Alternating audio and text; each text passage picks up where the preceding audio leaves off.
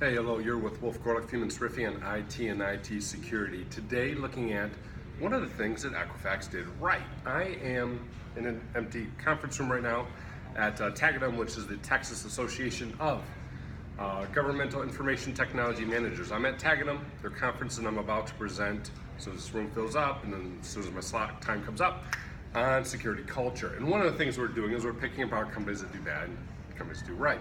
Now, the tip for you is this. Equifax actually did one thing right. They were able to recover very, very quickly. And the tip for you is to make sure in your incident response plan that you got good automation, orchestration, and the ability to, once you identify a breach, clean it off incredibly fast. Not easy to do. Now, if you think about the timeline, you think about security in time-based ways. Time-based ways mean, the prevention time has to be greater than the detection time, plus the recovery time to be secure. We know within the Equifax example that their prevention time, how long their protection time actually stood up against attackers was about 3 days.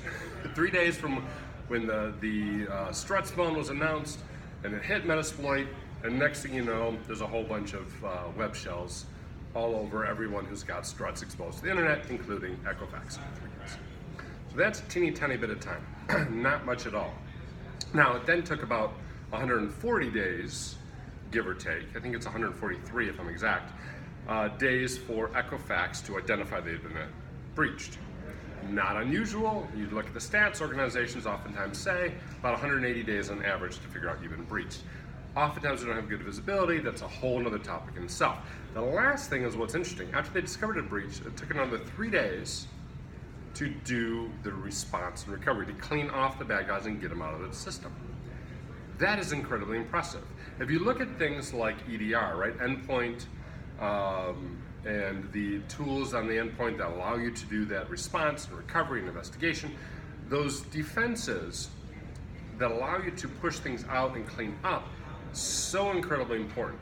With Equifax, I suspect it was a small set of servers and everyone jumped on board. But think if you're in a much larger organization. Imagine if you had 1,000 devices that were infected. Imagine if you're responsible for worldwide manufacturing and your attacks, maybe some ransomware or whatever, was spreading from factory to factory. Imagine those types of situations where you do not have the ability and manpower to go and clean things off manually.